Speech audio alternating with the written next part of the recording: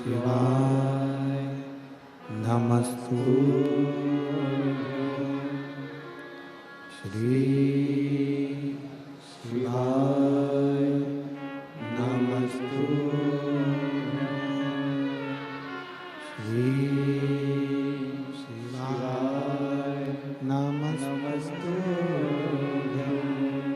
भोला सब दुख काटो मारा ओ भोला सब दुख काटो मारा शिव शंकर जप तेरी माला भोले बाबा जप तेरी माला भोला सब दुख काटो मारा ओ भोला सब दुख काटो मारा वेश है मंगल मंगलकारी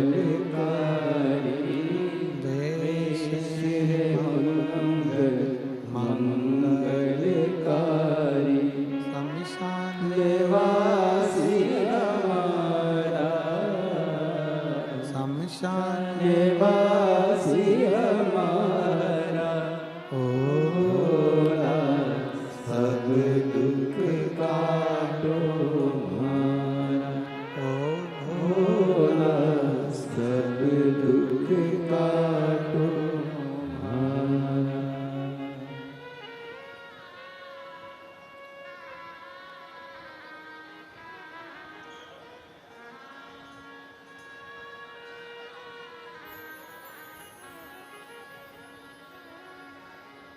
भगवान शिव ओ गर्दानी त्रिकालदर्शी कैलाशी अविनाशी शंकर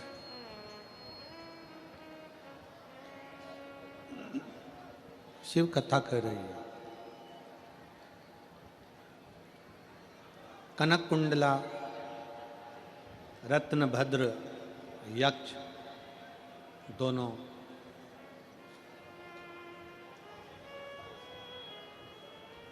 गंधमादन पर्वत पर बैठकर भगवान शिव की आराधना कर रहे हैं।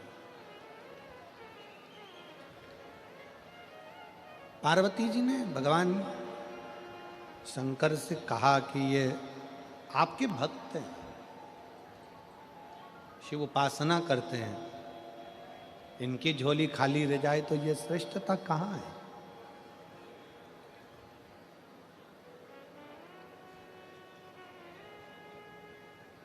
एक निवेदन सभी श्रोता बहन भाइयों से, कथा आस्था चैनल पर जो सुन रहे हैं, फेसबुक यूट्यूब पर जो सुन रहे हैं और पंडाल में बैठकर जो सुन रहे हैं,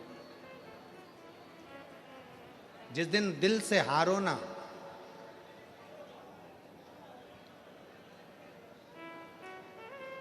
थोड़ी तकलीफों में अगर घिर जाओ, तकलीफें आ जाएं, कष्ट आ जाए, तकलीफें जिस दिन तुम्हारे भीतर बहुत ज्यादा मात्रा में आ जाए, उस दिन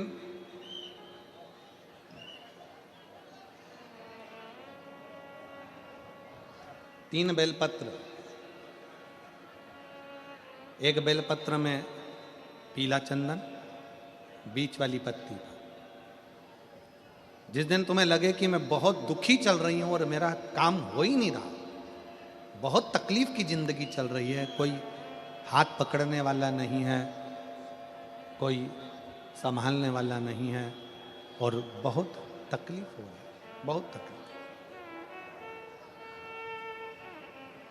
उस समय पर एक बेलपत्री के बीच वाली पत्ती पर पीला चंदन,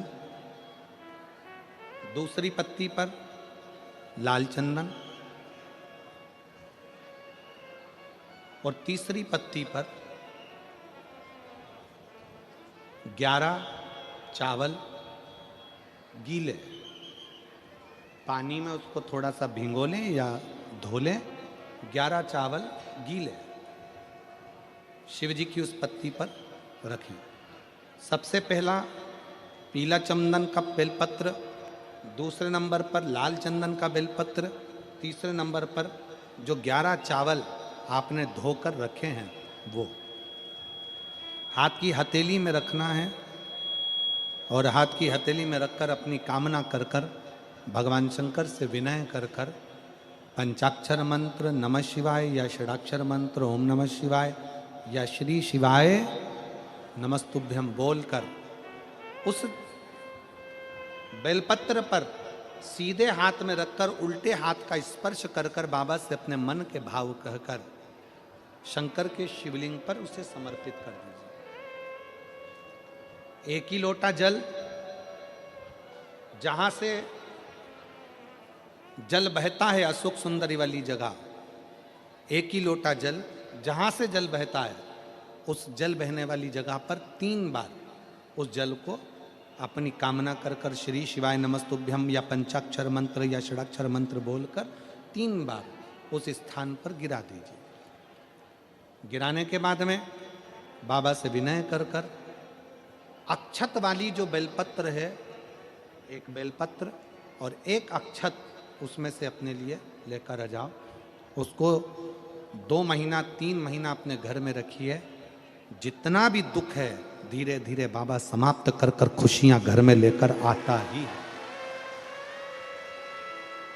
दुख समाप्त होगा, खुशियां घर में आएगी जरूर। एक पत्र है, एक बच्चे को ऐसी बीमारी हो गई जिस बीमारी का कोई हल पूरे भारत में भी नहीं और विदेश में भी नहीं, जिसको जीबीएस कहते हैं। इस बीमारी के अंतर्गत बच्चा का शरीर धीरे धीरे काम करना बंद कर देता है, हाथ नहीं हिलता, पांव नहीं हिलता, माइंड काम नहीं करता और उसका पूरा शरीर, ये बच्चे का आप फोटो देखिए पहले तो, जिस बच्चे का पूरा शरीर काम करना बंद कर देता है, इस बीमारी के अंतर्गत जीबीएस बीमारी में पूरा शरीर उसका बेकार हो जाता है। इसका इलाज पूरे भारत में भी नहीं और विदेश में भी नहीं। मैं सूरत गुजरात के पांडेसरा बमरोली रोड रामेश्वरम नगर में रहती हूँ। मेरा मोबाइल नंबर ये है। मेरा नाम रीना मालाकार, मेरे बड़े बेटे का नाम प्रिंस मालाकार है। कहीं बैठी हो रीना मालाकार, अगर कहीं बैठी हो तो हाथ हिला सकती हैं और अगर कहीं बैठी हो तो एक बेलपत्र लेने के लिए आ सकती हैं।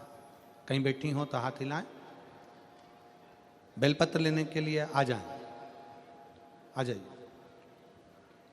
मेरा नाम रीना मालाकार है, मेरे बड़े बेटे का नाम प्रिंस मालाकार है। जब वो 6 साल का था तब उसे एक बीमारी ने घेर लिया। हमें उस सिविल हॉस्पिटल में ले गए तो डॉक्टर ने बोला कि इस बीमारी का नाम जीबीएस है।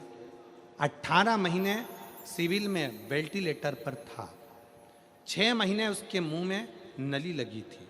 6 महीने के बाद उसके गले का ऑपरेशन करके उसके गले में नली डाली।